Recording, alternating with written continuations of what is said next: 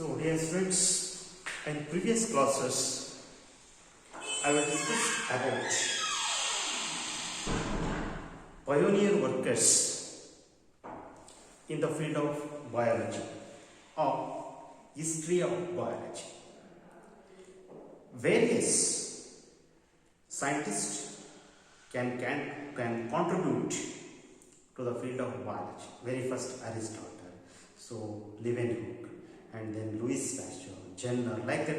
I have discussed different scientists can work or contribute to the field of biology. It's called history of biology or pioneer workers in the field of biology. Various scientists can contribute or work in the field of biology. Very first person to invent or to contribute the field of biology was Aristotle. That's why Aristotle was regarded as father of biology and also father of zoology. I will discuss in detail in previous classes.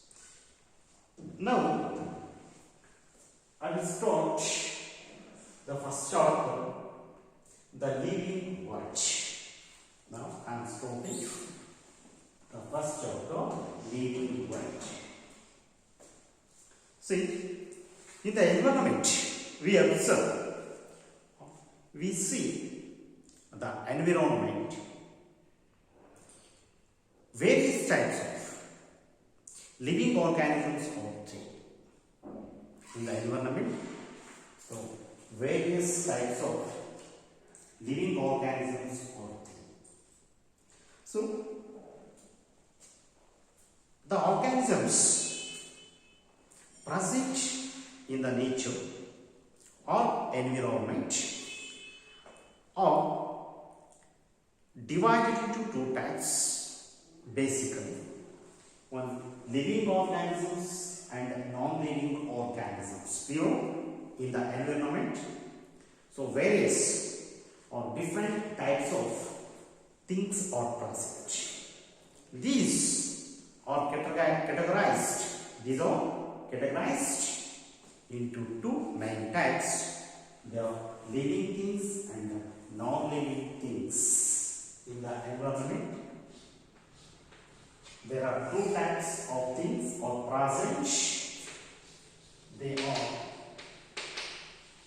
living things and second one is non-living things. Non-living things. Non-living things. Clear? Environment composed of living things and non-living things. See, living things are entirely different from non-living things. Clear? Living things are entirely different from non-living things. But very interestingly, the living things directly or indirectly depend upon non-living things. Clear? Very interestingly, living things depend directly or indirectly on non-living things. For example, living things, plants and animals. Living things like plants and animals are directly or indirectly depend upon light, soil, water, air. Okay? These are the non-living things: air, water, light, soil, and fire. These are all non-living things. See, it means non-living things are very important for the existence of living things. Non-living things are required for the existence of living things. That's why living things depend.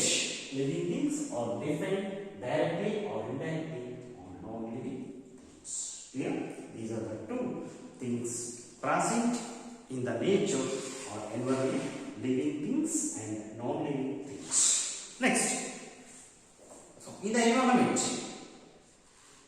we observe wide range, variety of living organisms present. Variety of wide range living organisms are present in the environment. These variety of wide range, these wide range of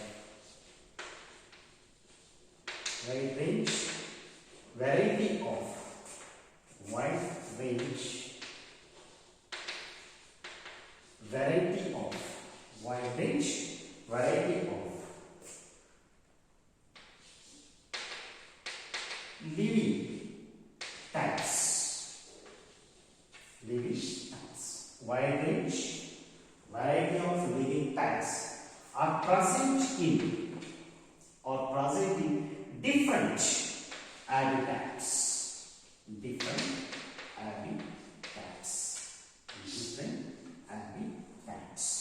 See, millions of in the nature or in the environment, millions of living organisms like plants and animals are present in the nature. So these all millions of plants and animals are present in different habitats.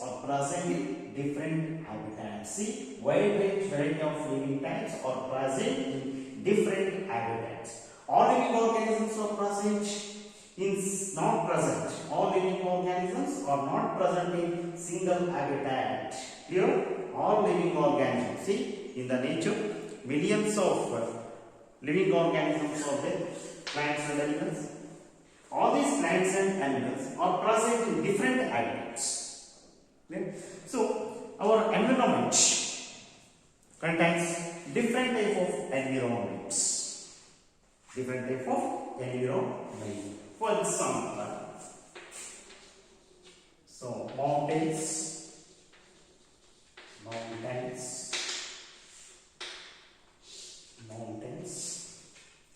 desert,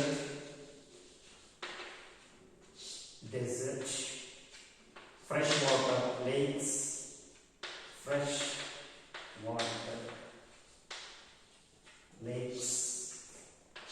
hot springs, deciduous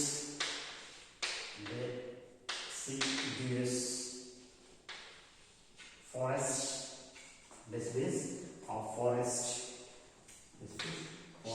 and valley of flower, like this. Different type of habitats are present in the environment. All these living organisms are present, like plants and animals are present in these habitats. Some are present in mountains, some living organisms are present in deserts, some are in freshwater lakes, some are in hot springs, deciduous forest, and valley of flower. These are the different types of habitats present in the environment. So that's why living world is amazing and so wonderful. That's why. So living world is amazing. Living world is amazing and wonderful. Amazing and wonderful. That's why living world is amazing and wonderful, because variety of living organisms are present in different habitats, like mountains, desert, freshwater lakes, hot springs, deciduous forest, and valley of flower. That's why living world is amazing and wonderful. See, the different types of living organisms are present in the environment is called biodiversity. Clear? So, living world So next one, what is biodiversity? What is biodiversity? Biodiversity.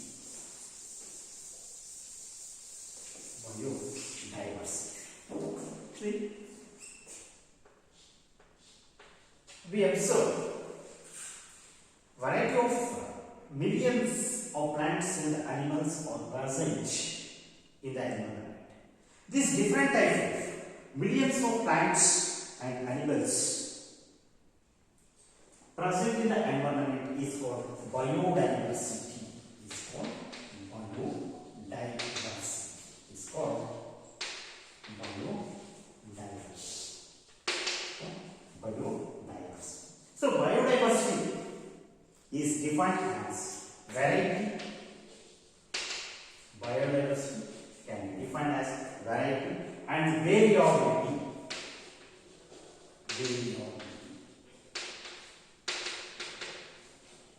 So biodiversity is defined as variety and variability among living organisms.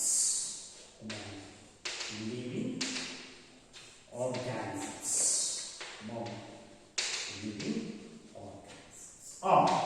One more definition for biodiversity is some total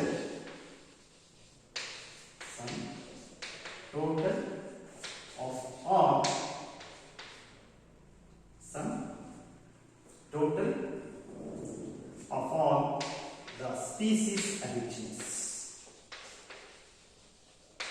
Species rich is called biodiversity. Is called biodiversity. Sum total of all the species richness. It's very simple. Species richness. Biodiversity is defined as a species richness. Clear? This is the definition for biodiversity. Clear?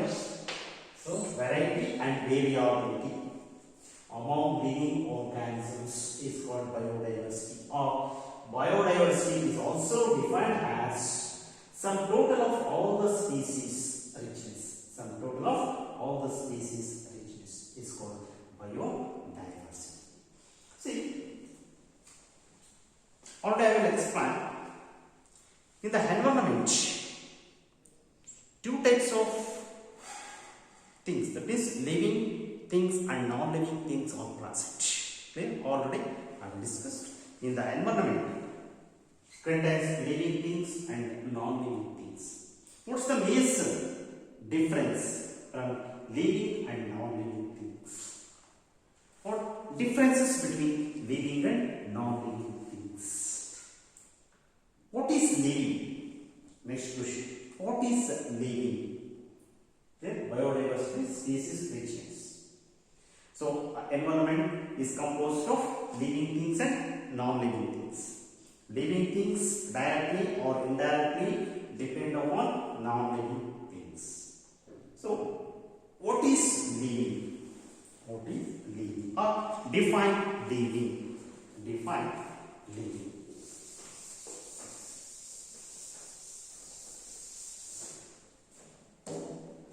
So, define.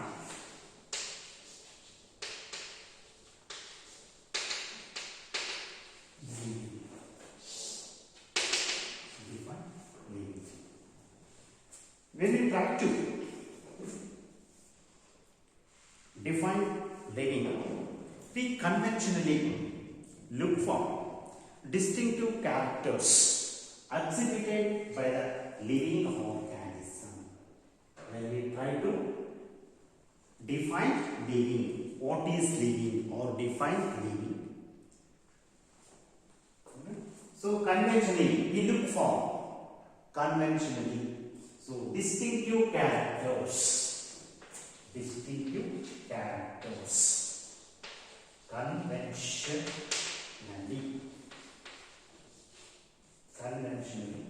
we look for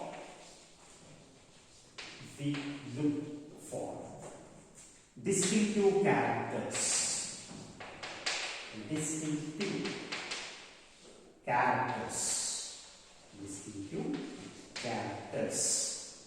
Exhibited by exhibited by living organisms. Exhibited by living organisms. Like living organisms like goat,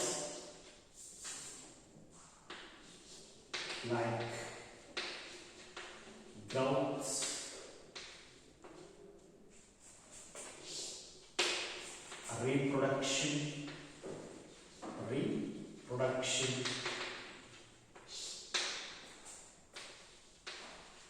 able to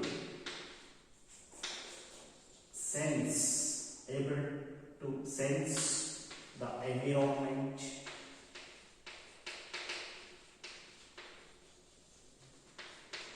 response,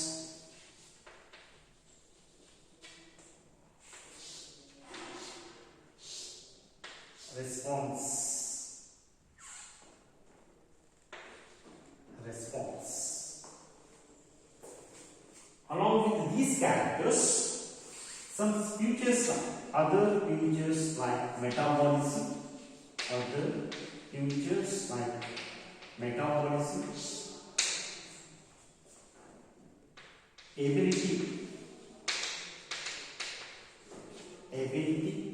to self-replicate,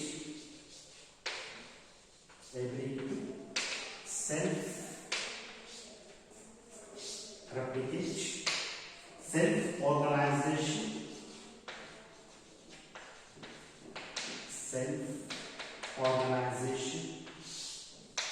and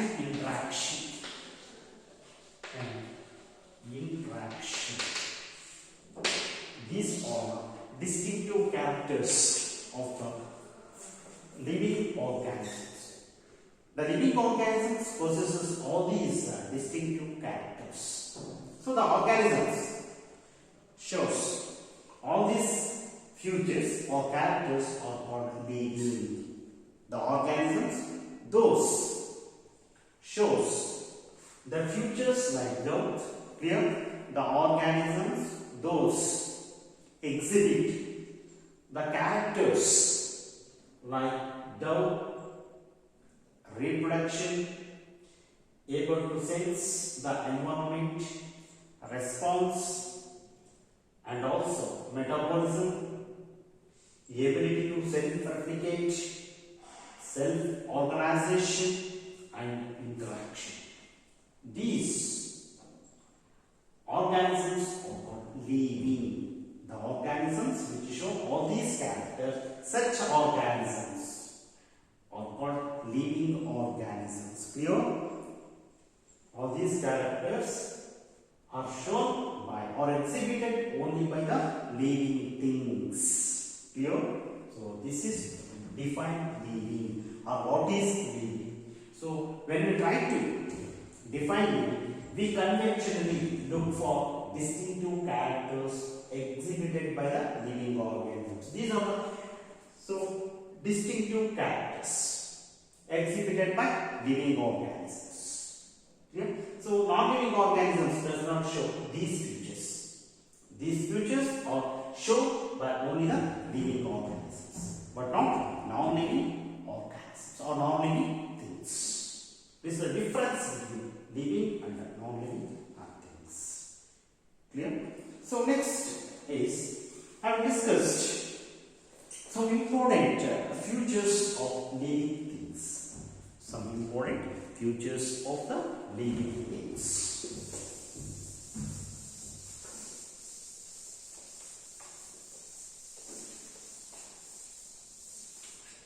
See, first one is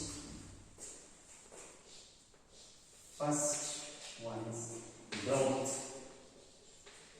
All living organisms. This is one of the distinctive characters of living organisms. We know that all living organisms grow. All living organisms can grow. This is one of the growth is one of the important characters of the living organisms. See, growth is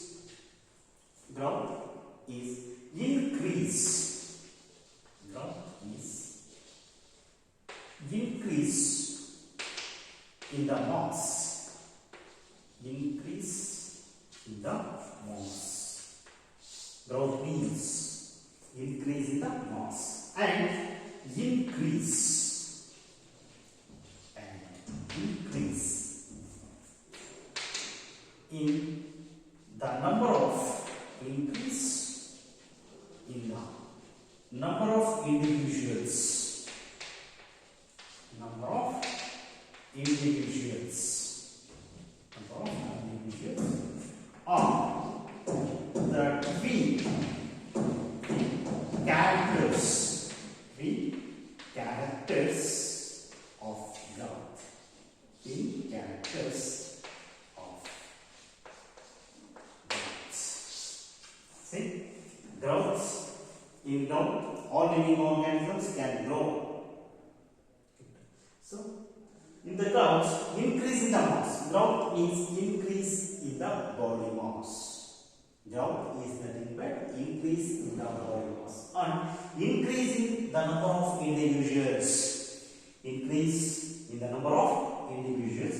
These two, increase in the body mass and increase in the number of individuals. These are the two characters or twin characters of the growth. Okay? So, the multicellular organisms, multicellular organisms,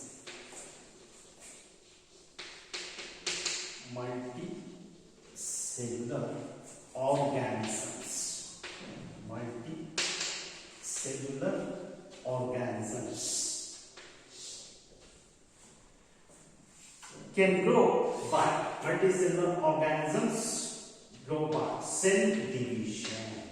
Multicellular organisms can grow by cell division. So growth can achieve in multicellular organisms by cell division. Clear? The multicellular animals, the growth is occurs are achieved by cell division. So, in plants, the growth is achieved by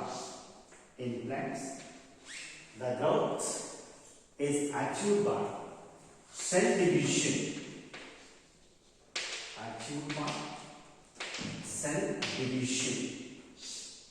In plants, the growth is achieved by or occurs by cell division. The cell division in plants, the cell division occurs continuously.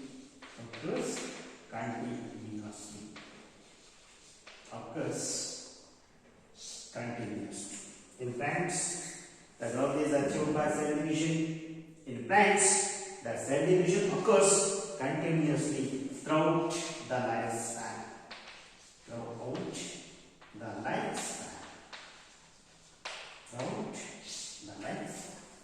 But in animals,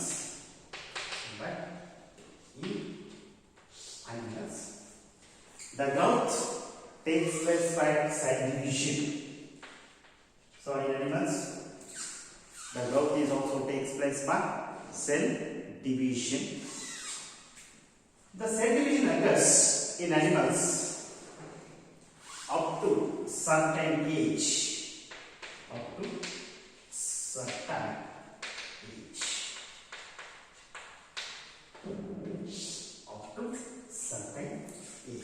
Here in animals, growth occurs by cell division, but in animals, the cell division occurs up to certain age.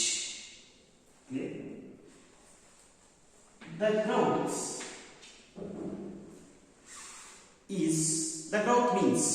growth is defined as the growth is considered as increased body mass. Growth is considered as increased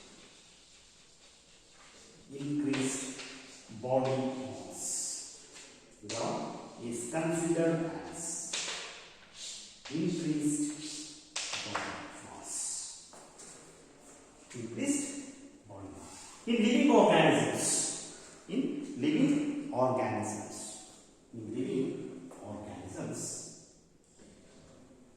the growth is from inside.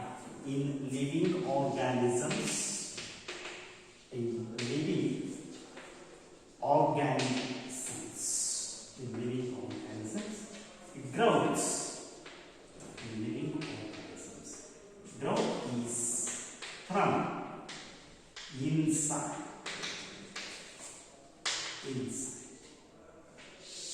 So in living organisms, growth occurs, or growth of organisms starts or initiated from inside. So in living organism, growth starts, growth begins inside the living organism. Clear? In living organisms, growth is from inside. Very first, growth starts inside the body of the living organs.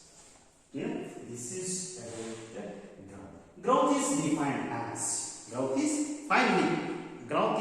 as permanent and irreversible increase in the size of the living organism is called growth. Clear? So growth is defined as permanent.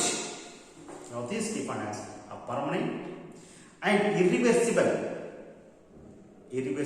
permanent and irreversible increase in the size of the living organism is called growth. You know, growth means increase in the body mass and increase in the number of individuals. These two are the twin characters of the growth. Then the multicellular organisms. Even the unicellular organisms are also grown by cell division. Yeah? So both multicellular and unicellular organisms can grow by cell division. So in multicellular organisms, for example plants also grow by cell division. Or the growth is achieved in plants. The growth is achieved in plants by cell division. But in plants, the cell division occurs continuously up to the lifespan. But in animals, the growth is achieved by cell division. But in the animals, the growth occurs only up to certain age. In plants, the cell division occurs throughout the lifespan. But in animals, the cell division occurs only up to certain age. Growth is considered as increased body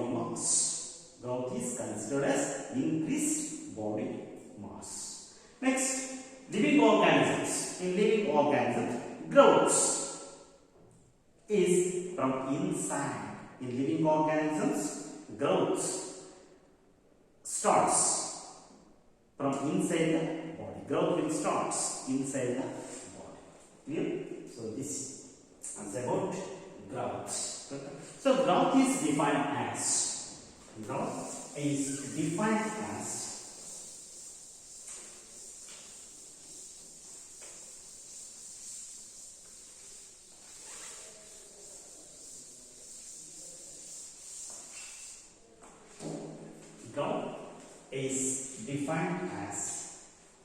permanent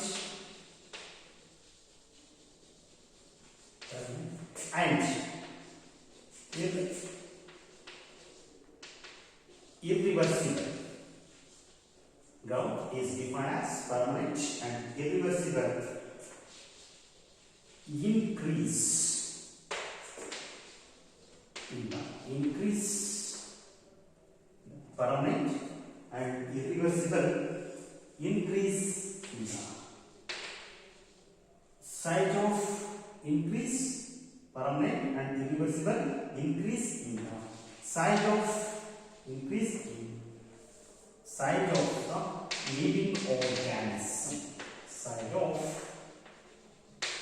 living organism.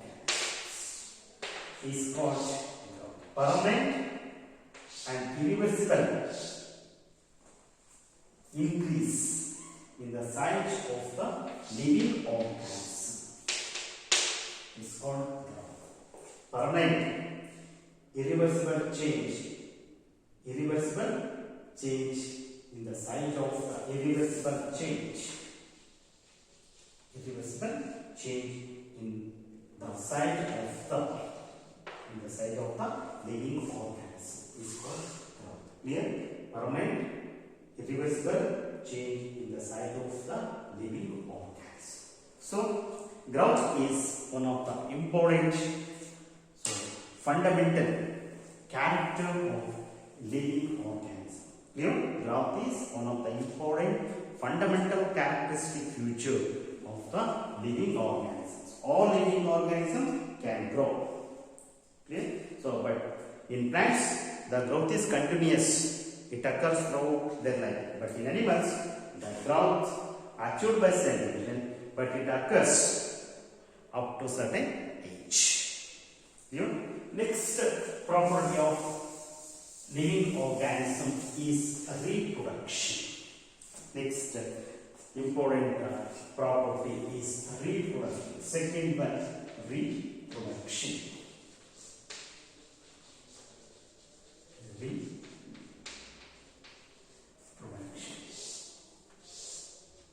Second one is reproduction.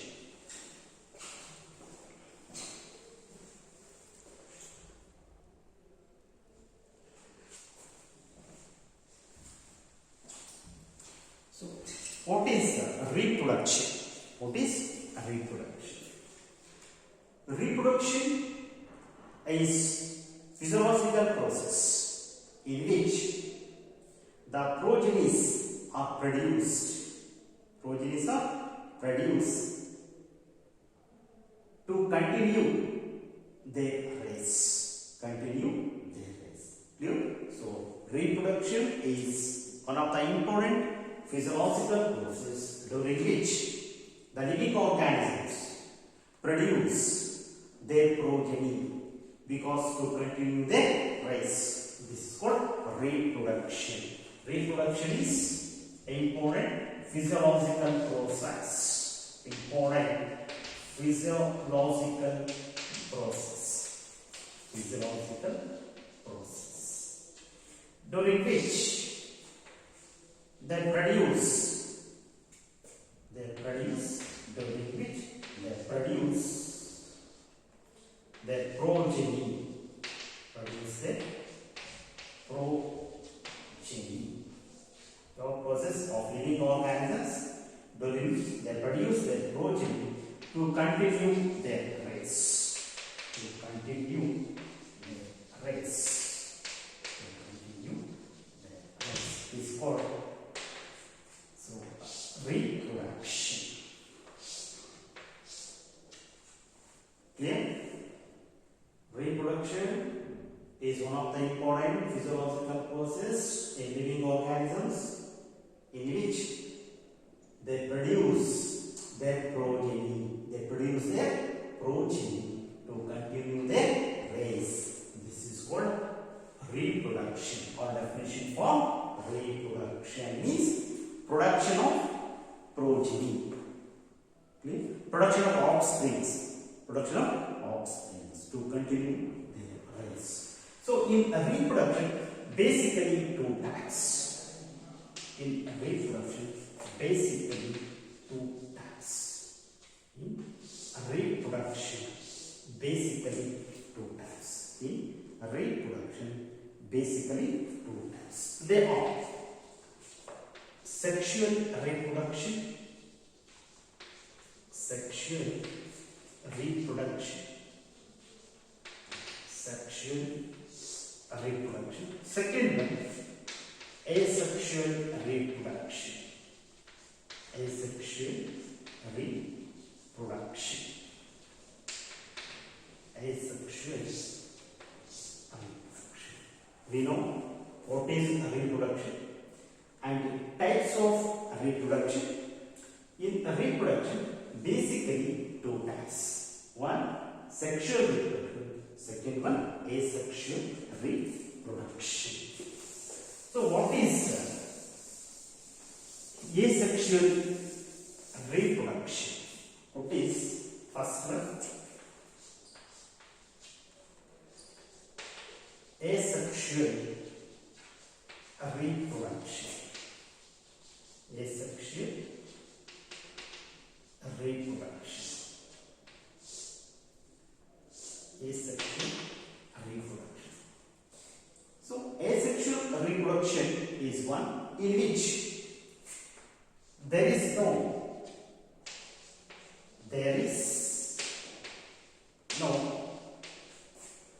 formation. There is no formation and fusion of gametes. Fusion of gametes. Asexual.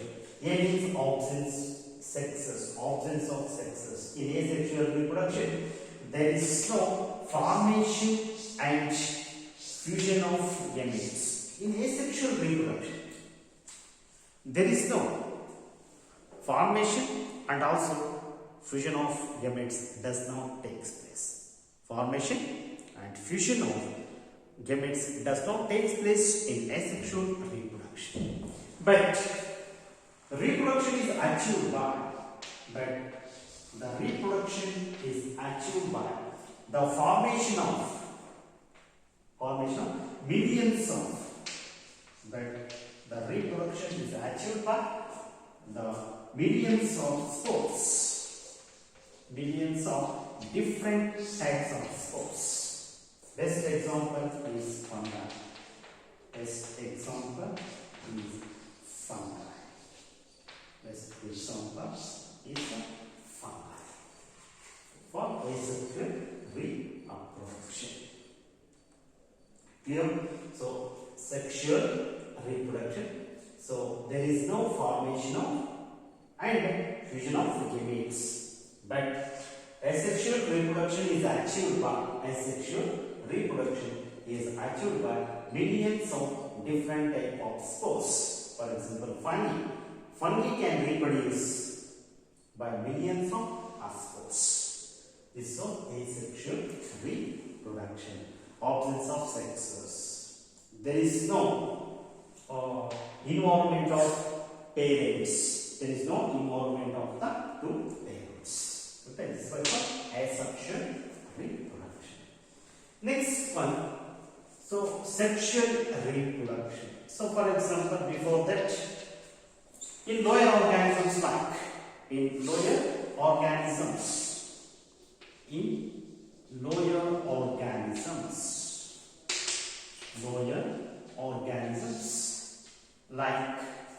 yeast and hydra. We observe budding. We observe the budding. So in lower organisms like yeast and hydra reproduce by the process called budding. So budding, what is budding? So the outgrowth, the small outgrowth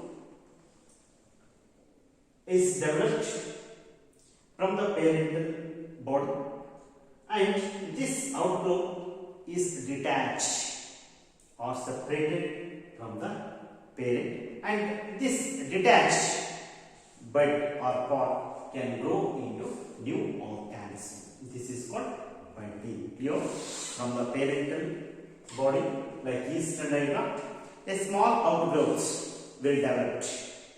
This outgrowth is detached or get separated from the parent body, and it will develop a new organism in future. This is called budding. So in lower organisms like yeast and hydra, so we observe the budding. Okay. Next, in planaria.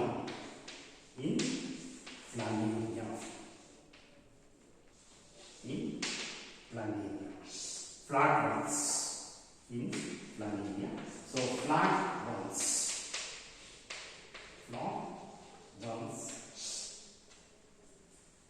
True regeneration.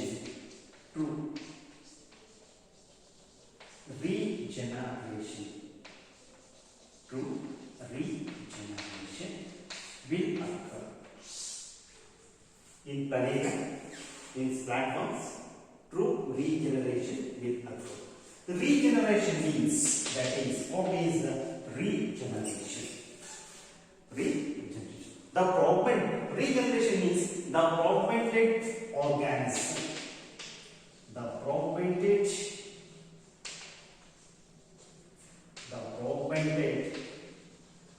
organism regenerate. The propagated organism can regenerate the last part of the body. The last part of the body. And it will become, or it will develop into new organism. It's called regeneration. In planaria, these are platforms. True regeneration will occur.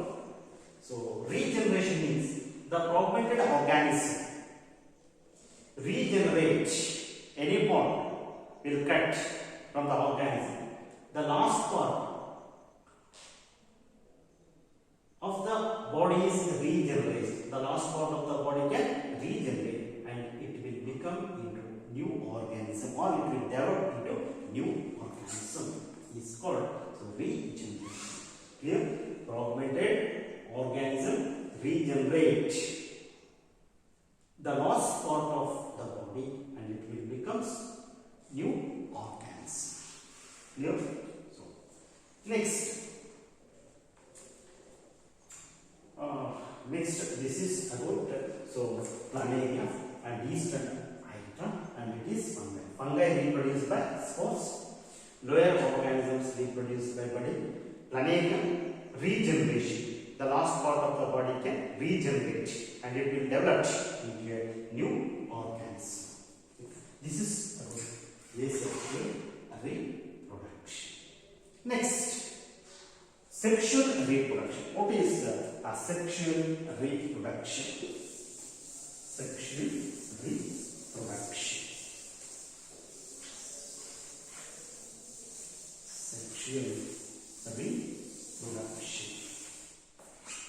Sexual reproduction. Second time. Sexual reproduction. Sexual reproduction. The sexual reproduction in multicellular organisms. Sexual reproduction in multicellular organisms.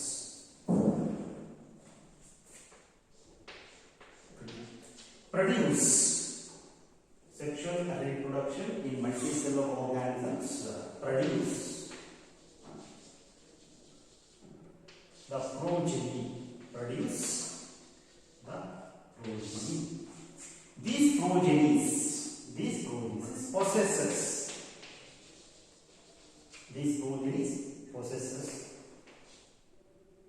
futures, the futures more or less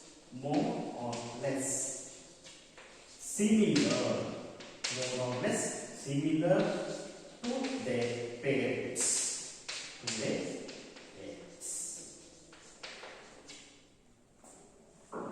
Sexual reproduction is called sexual reproduction. So, reproduction in multicellular organisms. Reproduction in multicellular organisms produce progenies or offsprings. These progenies or offsprings possesses features or characters more or less similar to their parents. So, the offsprings or progenies shows similar characters to their parents or resembles, very simple, the offsprings or progenies resemble to their parents. It's quite common. The progenies of the offsprings generally resembles their parents.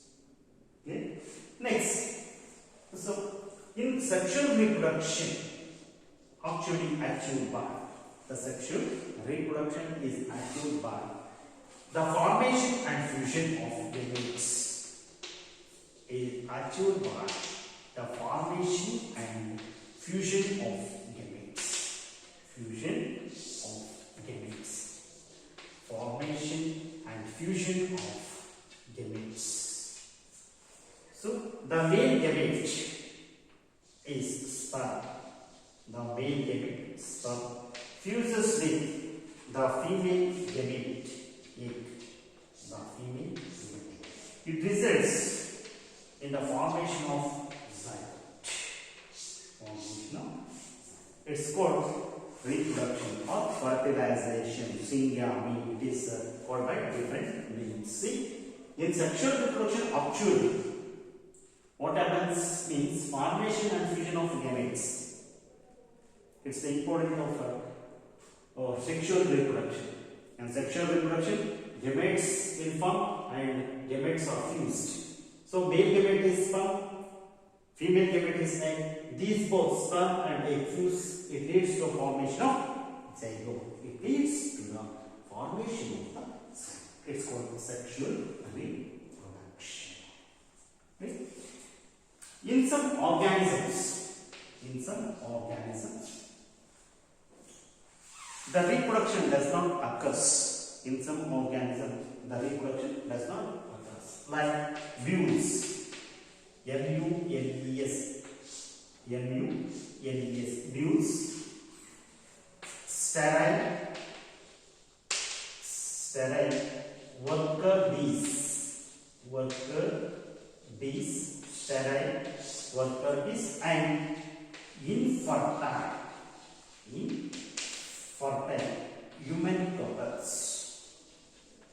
human couples does not reproduce. So some organisms does not reproduce. For example, mules, sterile worker bees, and infertile human beings does not reproduce. So asexual reproduction and asexual reproduction. So in living organisms, these are the two important reproduction occurs. One is asexual reproduction, second one is asexual reproduction.